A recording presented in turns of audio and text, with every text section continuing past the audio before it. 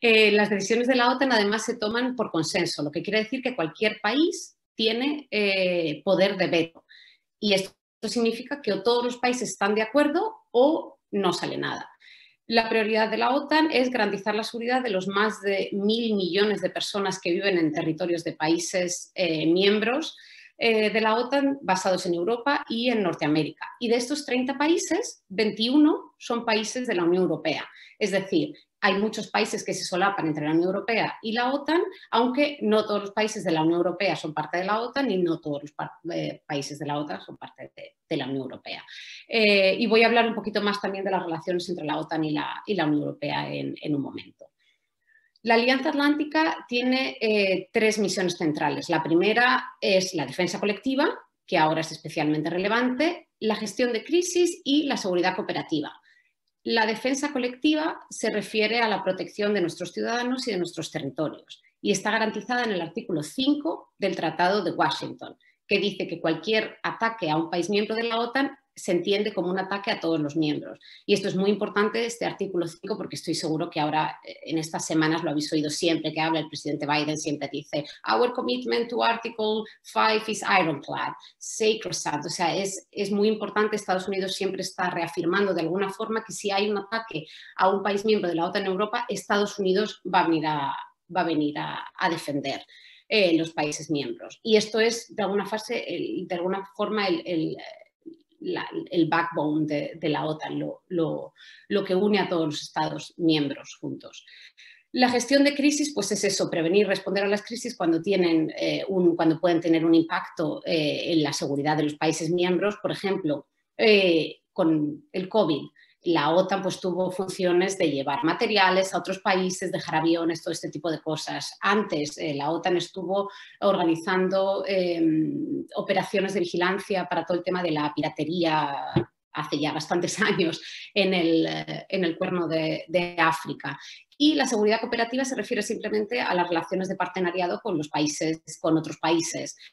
Que esto también es muy importante porque estamos comprometidos a trabajar con socios y estos socios son, por ejemplo, la Unión Europea, países miembros de la Unión Europea como Finlandia o Suecia, países lejanos como Australia o Colombia, con los que tenemos relaciones estrechas y países como Ucrania y Georgia, que son socios privilegiados de la OTAN y que gracias a este privilegio pues tienen acceso a un apoyo político de la OTAN muy importante, pero también la OTAN les da apoyo para reformar sus fuerzas armadas, reforzar, pues hacer, ¿cómo se dice?, reformas en justicia, etcétera, etcétera. Y esto es una de las cosas que la habréis oído en el conflicto, en la que Rusia acusa a la OTAN de proporcionar ayuda militar a Ucrania y demás. Esta es la base, pero las acusaciones de Rusia no son ciertas.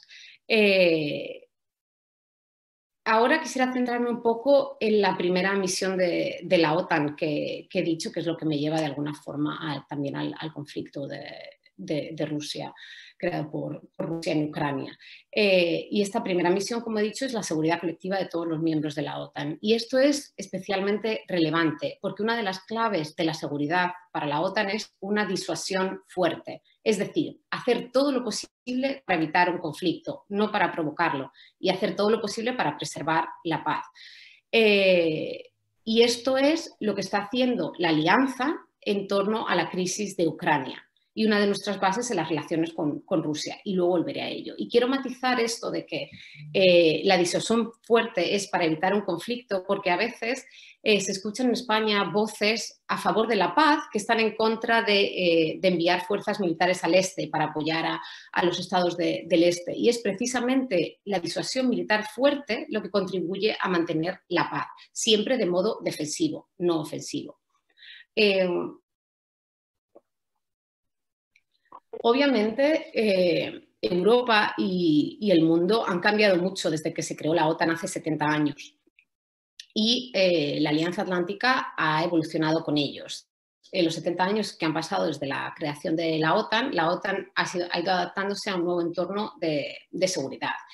Y en la actualidad, pues imaginaros, desde la amenaza principal era la Unión Soviética cuando se creó, pasando a, como ha comentado Albert anteriormente, el conflicto en Yugoslavia, lo que he hablado antes de la piratería. O sea, el entorno de seguridad ha ido evolucionando y de alguna forma se ha convertido en un entorno más complejo.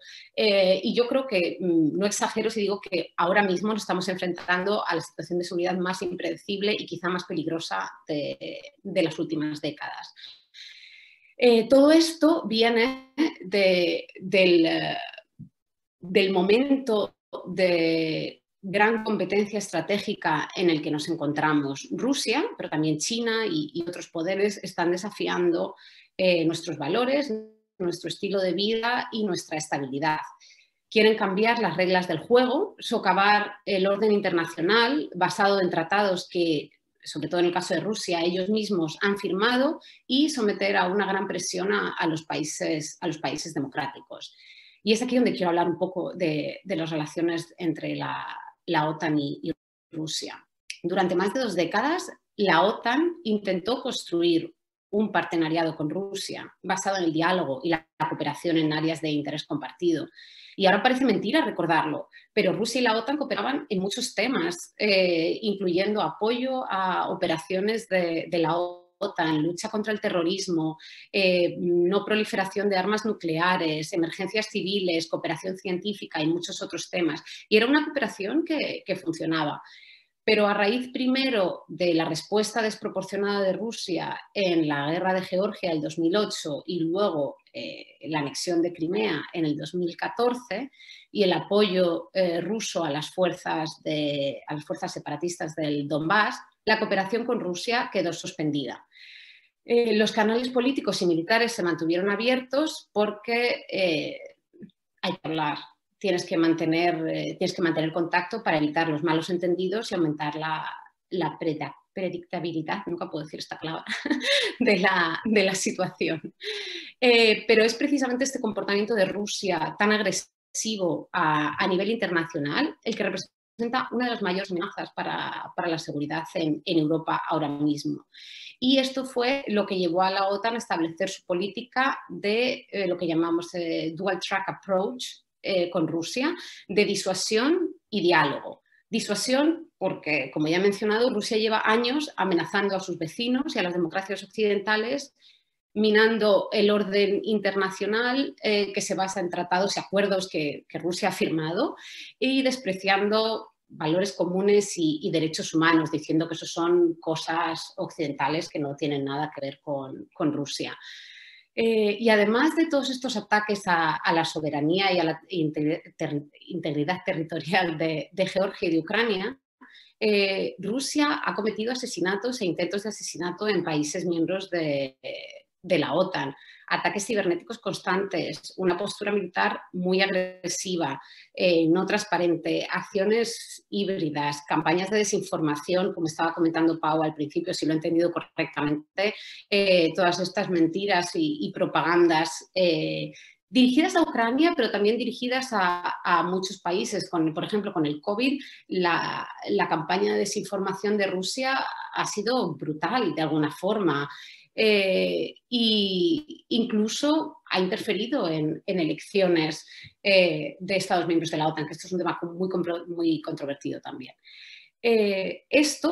Todo este pattern de agresividad de Rusia desde el 2014 ha llevado a los aliados a reforzar su postura militar en el flanco este. Estos son todos los países del este de Europa, con grupos de defensa multinacionales en Lituania, Letonia y Polonia. Y estos grupos son siempre de defensa, son de forma defensiva, no ofensiva. Y es muy importante aquí decir, porque Rusia siempre dice la OTAN es agresiva, la OTAN es una amenaza para Rusia. Es muy importante tener en cuenta, lo habréis oído seguramente, pero es muy importante tener en cuenta que estos grupos no representan una amenaza para Rusia, son grupos de miles de tropas, no de decenas de miles o de cientos de miles como Rusia ha puesto en las fronteras con Ucrania antes de atacar. Estos grupos son una forma de decir la OTAN está aquí y está preparada. Ten cuidado, no vengas. no estamos aquí para atacarte a ti o para, como dice Rusia, les gusta mucho decir que la OTAN está haciendo un encirclement de Rusia. Rusia es un país enorme, tiene fronteras, por ahí es una parte muy pequeña de la OTAN. Lo que hace Rusia es, ¿cómo se dice?, rodear a Ucrania de una forma muy, muy agresiva. Pero la otra parte de esta política de la OTAN hacia Rusia es el diálogo. Y también quiero subrayar esto porque la OTAN y sus aliados creen en el diálogo para resolver los conflictos. De hecho, la OTAN ha ofrecido a Rusia en múltiples ocasiones reunirse en el Consejo OTAN-Rusia para discutir temas de interés mutuo. El Consejo OTAN-Rusia es un formato en el que se sientan todos los países miembros de la OTAN y Rusia para discutir diferentes temas. Y más recientemente, en enero, creo que fue el 12, el 13, 14, algo así, lo debería saber. Después de que Rusia presentara estas propuestas de seguridad, que las habréis visto, Rusia y la OTAN se reunieron en el Consejo OTAN-Rusia y el secretario, y después de estas discusiones, de esta primera discusión, el secretario general de la OTAN invitó a Rusia en varias ocasiones a continuar el diálogo en temas de mutuo interés, pero sin comprometer los principios básicos y fundacionales de la OTAN. Y uno de estos principios que Rusia quiere negar y quiere cambiar, y quizás uno de los más importantes, es la política de puertas abiertas de la OTAN y el derecho de todos los estados a decidir sobre sus alianzas, no los estados de la OTAN, sino de cualquier país de Europa, a decidir sobre sus alianzas. Eso es una de las cosas que Rusia quiere poner en cuestión, pidiendo que Ucrania tiene que ser un país que no pueda entrar en la OTAN y que lo rechace. Y la OTAN responde que el hecho de que Ucrania entre o no en la OTAN lo tiene que decidir Ucrania y los países miembros de la OTAN. Si Ucrania no quiere entrar, muy bien, pero no puede ser Rusia la que diga tú no tienes el derecho a entrar en la OTAN, porque no estamos en la época de las zonas de influencia donde los países grandes puedan decidir por otros países más pequeños o menos poderosos. Eso es uno de los principales principios para la OTAN. Y el segundo, la OTAN tampoco está dispuesta a comprometer en que haya en la Alianza Atlántica aliados de primera clase y de segunda clase, es decir, aliados en los que se puedan tener tropas de la OTAN, en los que se puedan hacer ejercicios, y otros aliados, que es lo que Rusia pide en uno de sus tratados, que son sobre todo los países bálticos, pero también Rumanía y Polonia, en los que la OTAN no pueda tener tropas. Esto crearía crearía un peligro para la OTAN, porque la OTAN no podría defender a todo el mundo. O sea, quiero decir, la OTAN tiene que ser segura en sí misma. No se pueden crear aliados de primera clase y de segunda clase. Esto es un poco lo que pedía la OTAN. Y puedo hablar luego, si queréis, más tarde, sobre la política de puertas abiertas de la OTAN, que está un poco también en la base en la base, que Rusia dice que está en la base del conflicto.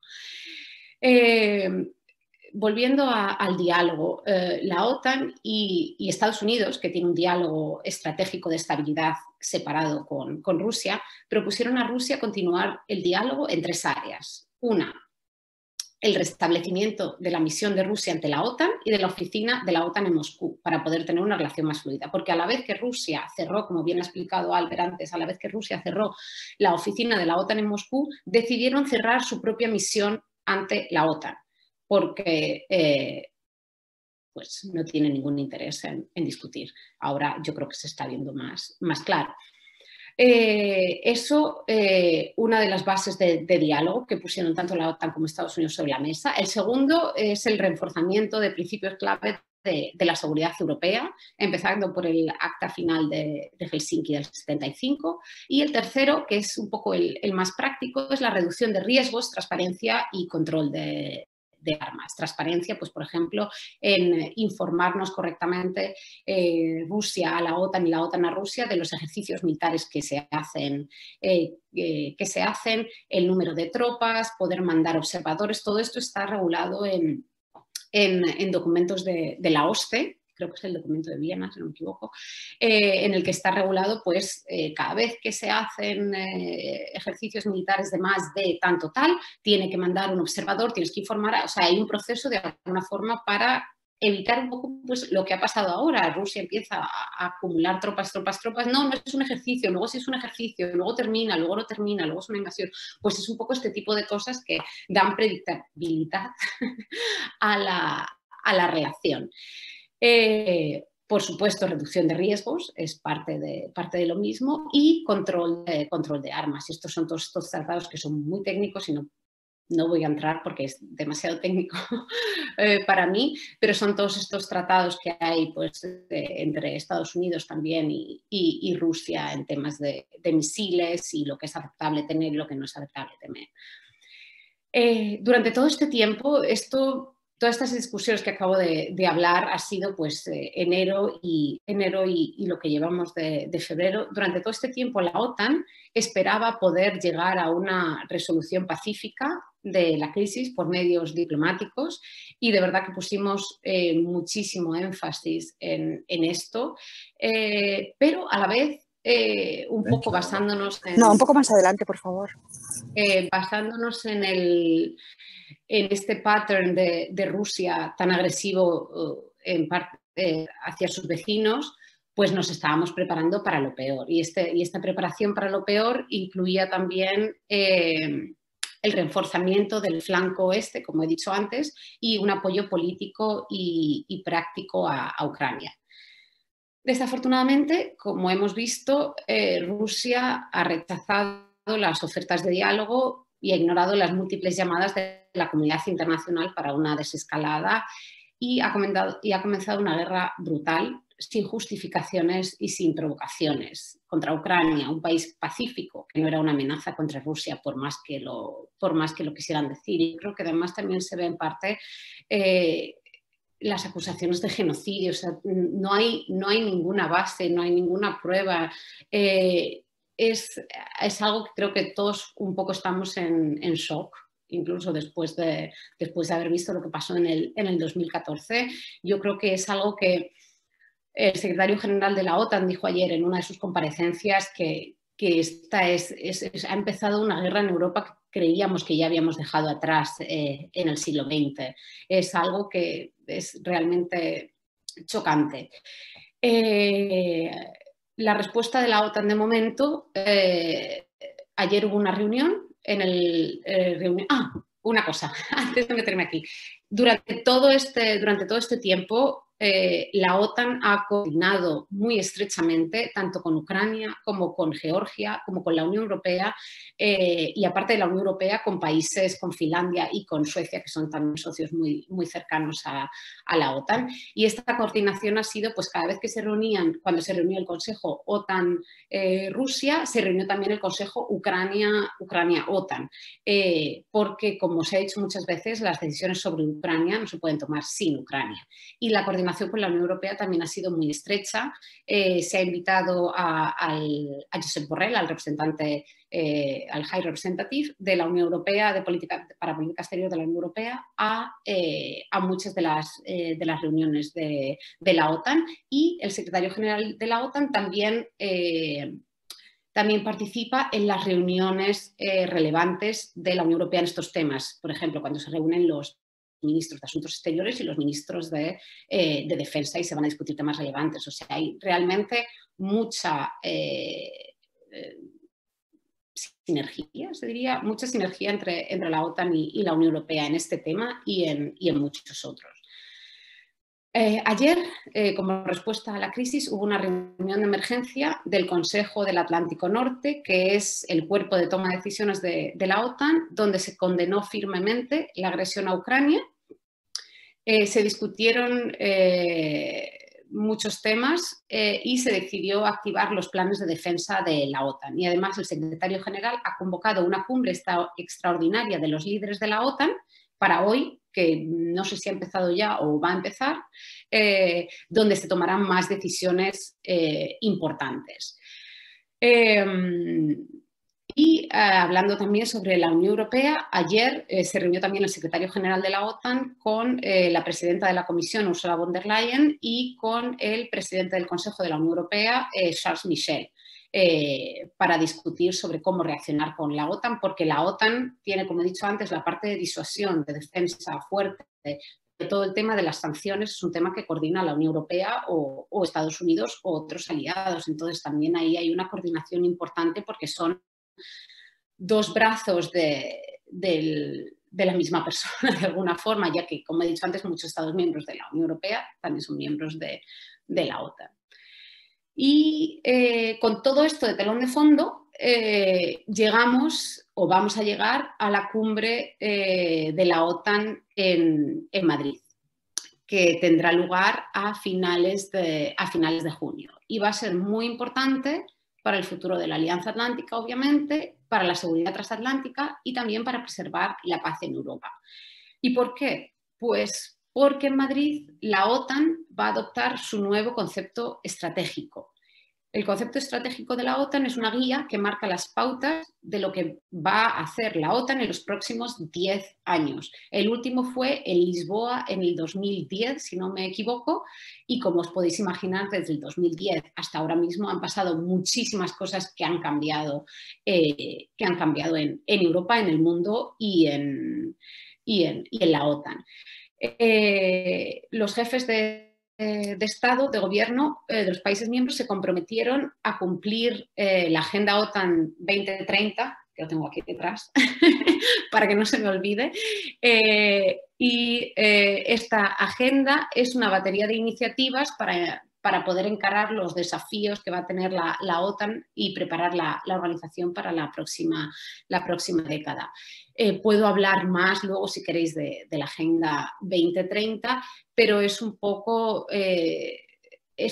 para que la OTAN pueda estar preparada tanto a los desafíos más tradicionales de alguna forma, es decir, de seguridad tradicional, lo que se entiende un poco lo que está pasando en Ucrania, y también los desafíos ligados a las tecnologías emergentes, a la inteligencia artificial o incluso al cambio climático, que tiene un papel muy importante en los conflictos y para la seguridad. Pues es en este momento tan impredecible que los 30 países de la OTAN se comprometerán a fortalecer la relación transatlántica con unidad y con solidaridad. La unidad es muy importante porque, como he dicho antes, las decisiones se toman por consenso. Y yo creo que la cumbre de la OTAN también será importante para que se entienda mejor la labor de la OTAN, porque todos contribuimos a ella y porque es muy importante seguir invirtiendo en esta política de disuasión fuerte y de diálogo. Y yo creo que no hace falta que lo diga, pero hoy más que nunca no podemos tomar la paz como algo garantizado. Yo estuve en Ucrania en octubre, fui por otros motivos y me parece increíble que ahora mismo estén prácticamente bombardeando Kiev. No se puede dar por hecho, no se puede tomar como algo garantizado. Y también lo que nos ha enseñado la historia es obviamente que si no hay paz, no se pueden sentar las bases para la prosperidad económica y social. Espero no haberme enrollado mucho y no haberos aburrido a pesar de que falte Manel, que estoy segura que muchos de vosotros y yo misma estábamos deseando escuchar. Pero muchas gracias por vuestra atención y abierta a las preguntas. Muchas gracias, Paula. Ni mucho menos, ha sido realmente interesante. Has tocado muchísimos temas y el reflejo de ello tenemos ya varias preguntas. Animamos a todos los que nos estáis siguiendo a introducir vuestras preguntas en el chat. Mira, tenemos una primera de Guillem Maragall que nos pregunta: ¿puede la Unión Europea tomar partido en el conflicto para defender un Estado miembro independientemente de la OTAN? Hablabas de sinergias Unión Europea-OTAN.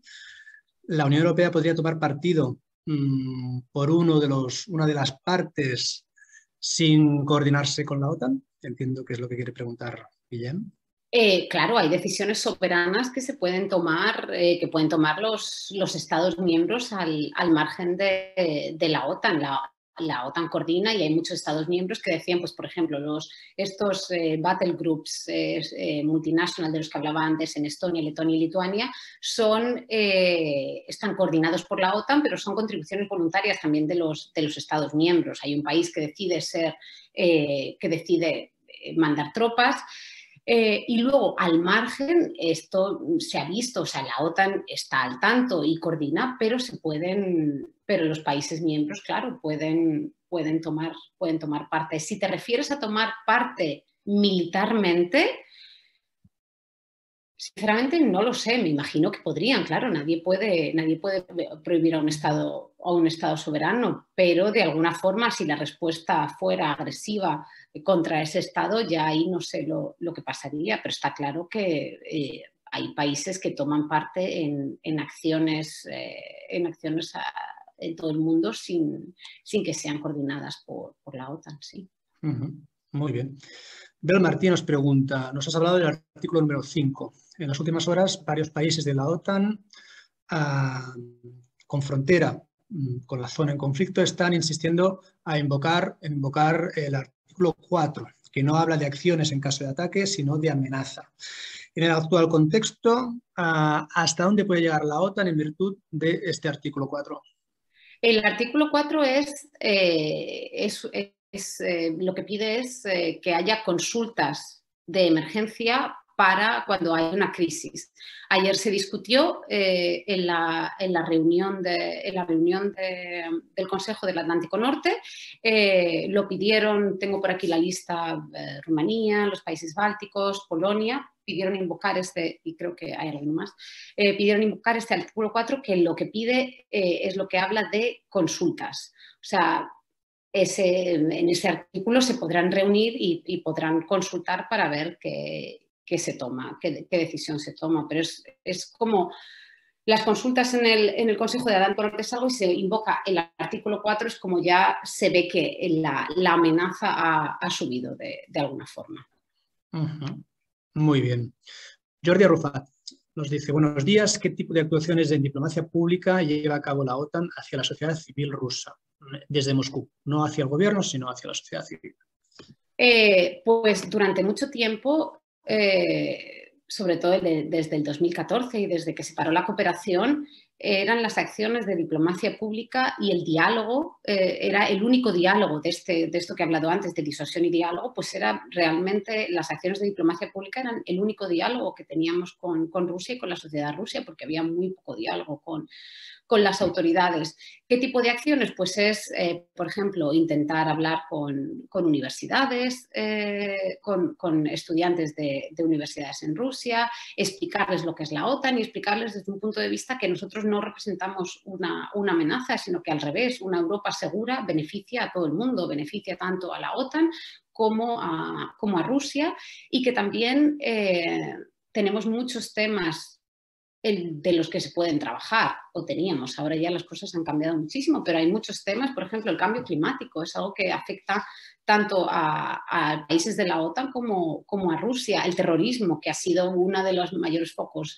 de la OTAN recientemente y que sigue siendo, afecta también a Rusia y a los países de la OTAN. O sea, es un poco explicar a la sociedad civil rusa este tipo de temas y como acciones concretas pues pueden ser desde invitar a un grupo de estudiantes de Rusia que vengan a ver la sede de la OTAN y que lo conozcan porque muchas veces lo que no se conoce se tiene miedo, entonces se piensa que la OTAN es este sitio, invitamos a gente que venga y pueda visitar, periodistas que puedan que puedan venir a las cumbres o a las diferentes reuniones de la OTAN, pues son las típicas un poco acciones de diplomacia pública tradicional que las hacemos en Rusia, pero las hacemos también en los países miembros de la OTAN. Y luego también ahora, obviamente, y desde la pandemia, hacemos muchas acciones digitales pues a través de virtual events, un poco lo mismo que estamos haciendo ahora, pero también intentamos hablar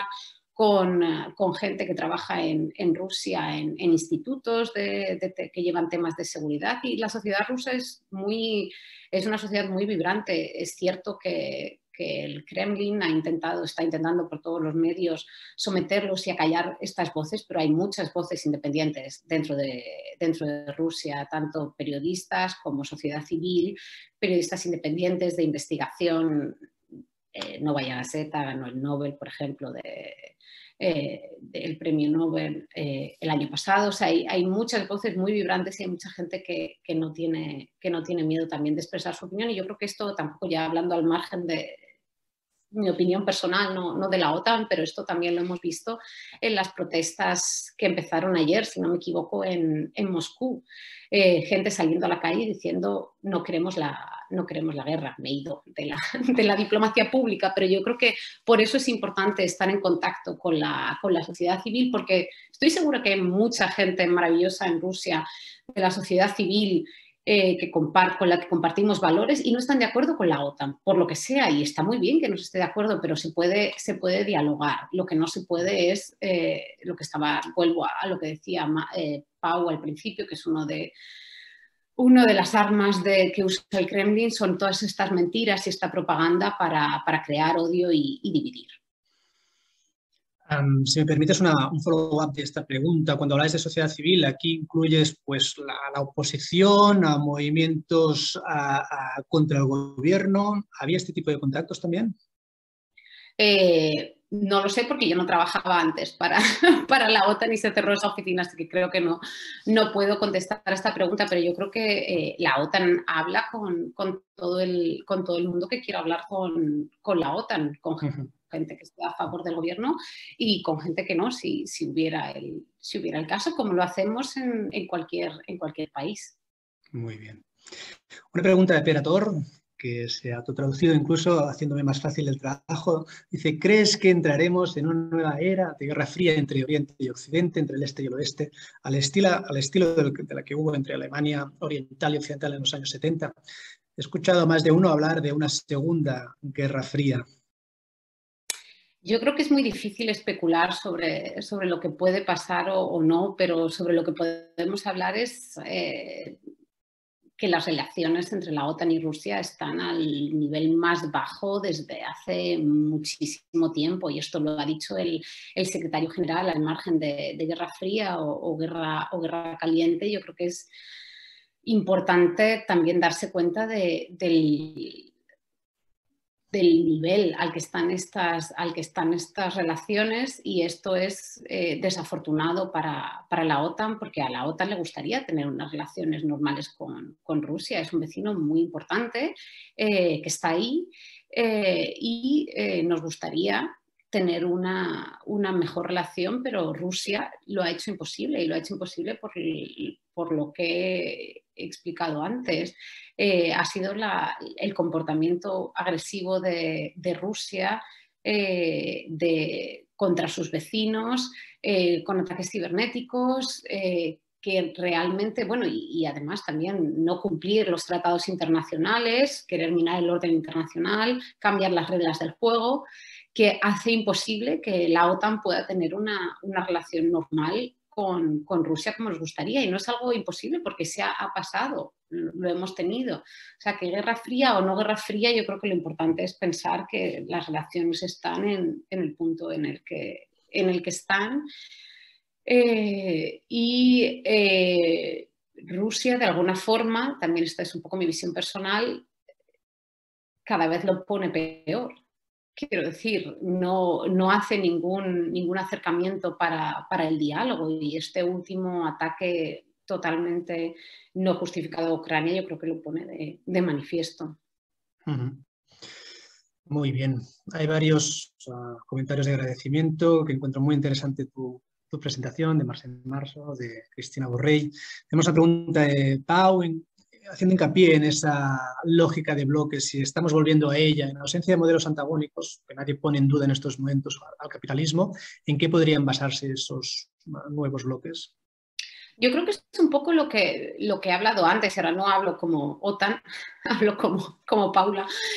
Yo creo que es un poco lo que he hablado antes de esta competencia estratégica que se va haciendo cada vez más agresiva sobre todo de China y Rusia, que se están convirtiendo en poderes muy, muy asertivos y que de alguna forma ponen en duda las bases en las que se ha creado el entorno internacional, el orden internacional de las Naciones Unidas, de la Organización para la Seguridad y la Cooperación en Europa y de todas esas organizaciones que de alguna forma sientan la base de cómo interactúan los estados. Y yo creo que Rusia y China, y esto es algo que preocupa no solo a la OTAN, también a la Unión Europea, están intentando, y Estados Unidos por supuesto, están intentando de alguna forma presionar y cambiar estas reglas del juego diciendo pues no, vuestros valores no son mis valores. Esos derechos humanos de los que hablas, esos son cosas de Occidente, no son cosas de nosotros. Por ejemplo, hablando personalmente, cuando Rusia está en contra del matrimonio gay, los derechos LGBT, pues es siempre lo que dice, que esas son cosas del oeste, que en Rusia eso no pasa nada, o de la violencia doméstica, cuando Rusia dice, no, esto es, aquí en Rusia esto es cosa de las familias, esto no tiene nada que ver. Entonces yo creo que es un poco ese rechazo a los valores que son realmente valores comunes y son derechos humanos universales, es un poco el rechazo a esos valores los que le hace creer, no, nosotros somos una versión alternativa de todo esto. China lo intenta mucho en las Naciones Unidas con sus resoluciones y un lenguaje muy, muy agresivo y Rusia también lo lleva muchos años intentando hacer esto mismo de esta forma. Entonces estos dos bloques, no sé si son bloques definidos o no definidos en este sentido, pero Rusia y China definitivamente están intentando de alguna forma pues, crear un modelo alternativo que hay algunos países que siguen y se benefician de ello.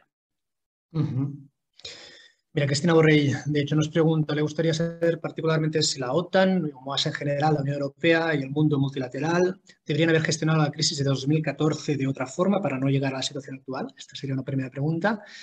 Y una segunda, teniendo en cuenta tu experiencia en Moldavia, ¿cómo crees que puede reaccionar o cómo puede responder a la situación actual, teniendo en cuenta que existe un gobierno proeuropeo en estos momentos en Moldavia, pero la situación de Transnistria pues, parece totalmente congelada, ¿no? Pues yo creo que para la primera pregunta, que qué más se podía haber hecho, yo creo que hay que tener muy claro quién es el agresor y quién decidió anexionar Crimea en el 2014, que fue Rusia, y quién ha decidido atacar a Ucrania en el 2022, que ha sido Rusia también, sin que Ucrania provocara de ninguna forma estas acciones. Esta crisis ha sido creada únicamente por Rusia y la OTAN y sus aliados y la Unión Europea por otra parte, que no puedo, que yo no hablo de ello, pero se sabe, han proporcionado a Ucrania apoyo político, práctico y financiero, y vamos a seguir apoyando a Ucrania para que se pueda defender y ejercer su legítimo derecho a la autodefensa.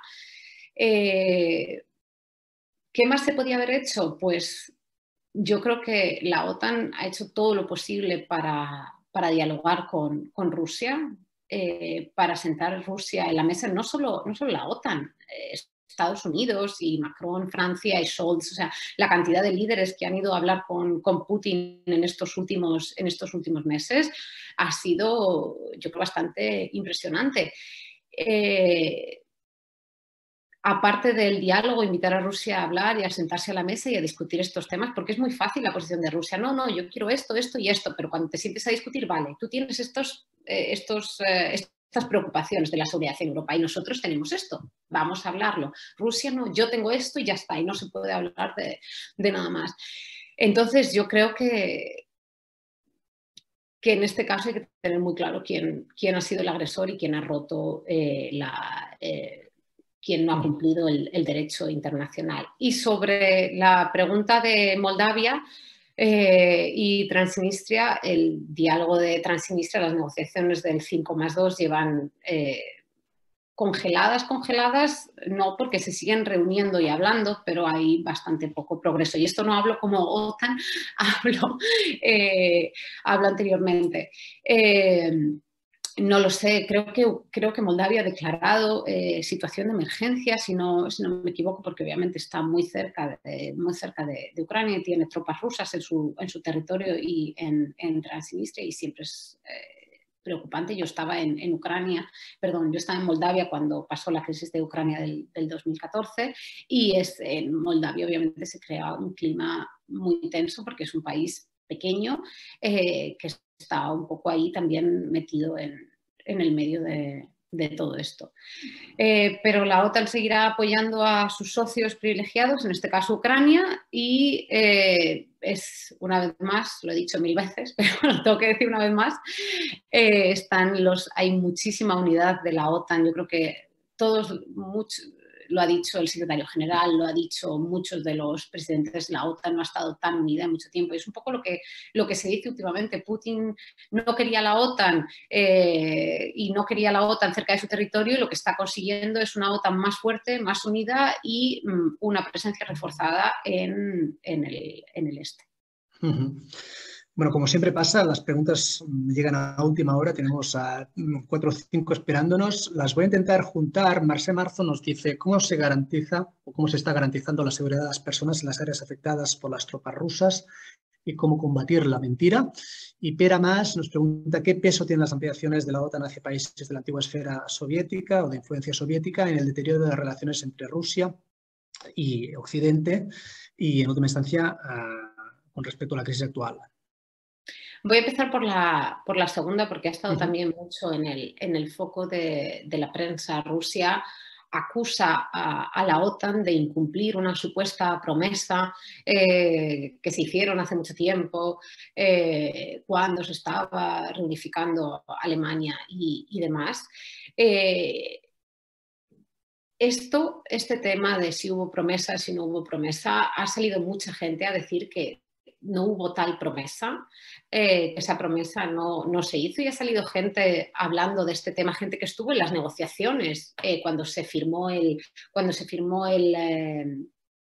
NATO-Russia Founding Act, que es un poco el papel que regula las relaciones entre la OTAN y Rusia. Ha salido mucha gente hablando sobre esto, que estaba en las negociaciones, diciendo que nunca se hizo tal promesa. Pero más importante todavía es que Rusia firmó este NATO-Russia Founding Act, en el que no se dice en ningún momento que la OTAN no va a extenderse. O sea, Rusia firmó este documento y eso es lo que está sobre la mesa. ¿Qué papel tiene en el conflicto? Pues Rusia dice que es por eso, por lo que ha atacado a Ucrania, pero también dice que es porque ha habido genocidio en Ucrania, también porque Ucrania es nazi, y también, quiero decir, ¿qué papel tiene? Pues yo creo que es una excusa más en su maquinaria propagandística para intentar justificar lo injustificable, que es que Rusia está atacando a Ucrania. Y esto ya es también un poco personal mío. Hay un discurso de Zelensky, del presidente de Ucrania, que hizo, creo que ayer, me parece, fue todo ayer, pero me parece ya que llevamos semanas en esto, que hizo ayer dirigiéndose al pueblo ruso, y yo creo que él hace una labor excelente en minar de alguna forma esta propaganda rusa sobre que Ucrania es nazi y sobre que Ucrania es una amenaza para Rusia. Yo creo que lo hace además en ruso, él mismo dirigiéndose al pueblo ruso y diciendo de alguna forma cómo va a ser Ucrania nazi si Ucrania perdió 8 millones de ciudadanos luchando contra las tropas nazis. Nos estáis acusando de ser los nazis y está Rusia ahora mismo bombardeando Ucrania como lo hicieron los nazis en el 41. O sea, es un discurso de verdad que merece la pena ver.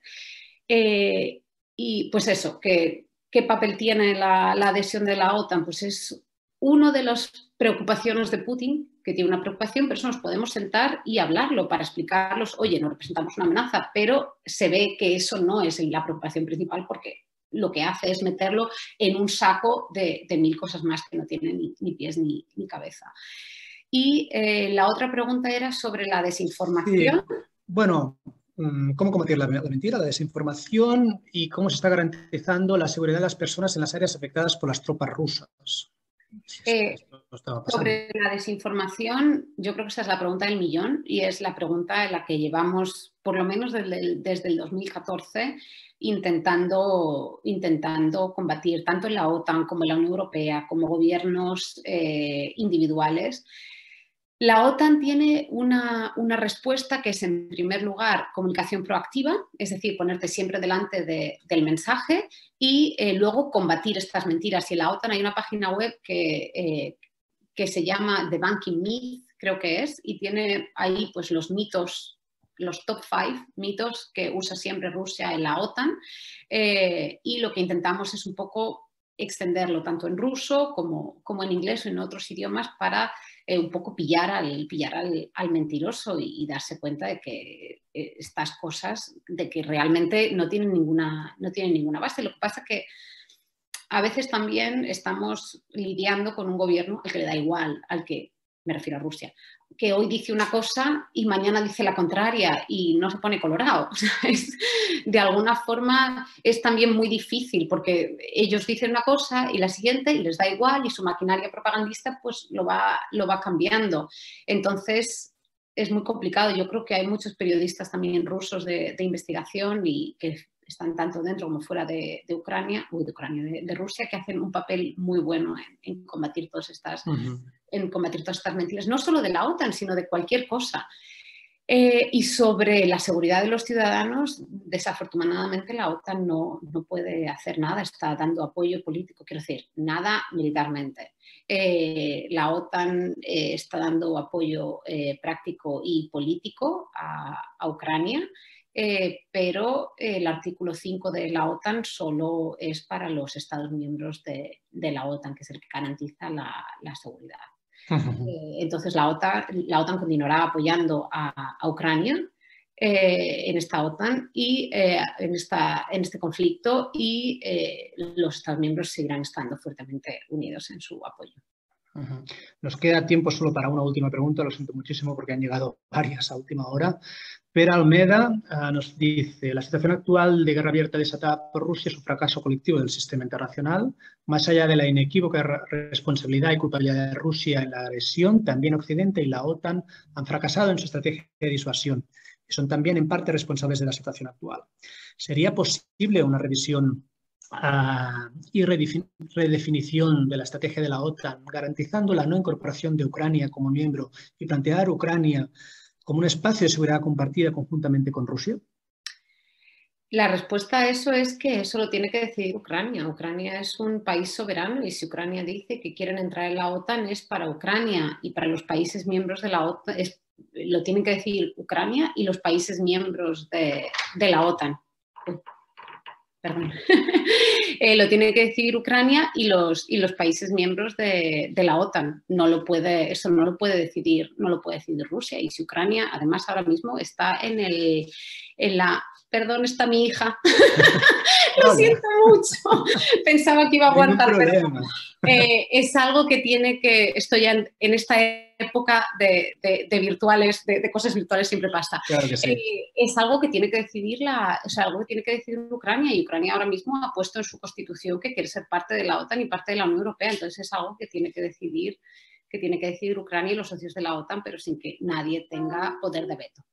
Muy bien, Paula, muchísimas gracias por tu intervención. No te quitamos más tiempo, que te están pidiendo atención. Paso la palabra a Pau para que dé unas últimas palabras de agradecimiento y de clausura. Pau. Sí, muchísimas gracias, Paula, por tu tiempo. Muchísimas gracias por tu tiempo, muchísimas gracias por tu intervención i a tots vosaltres ens veiem novament el dia 25 de març amb un nou Cafè Europa amb nous temes sobre la taula. Moltes gràcies. Muchísimas gracias a todos por vuestras preguntas. Ha sido muy interesante la discusión. Adiós. Gracias, hasta la próxima.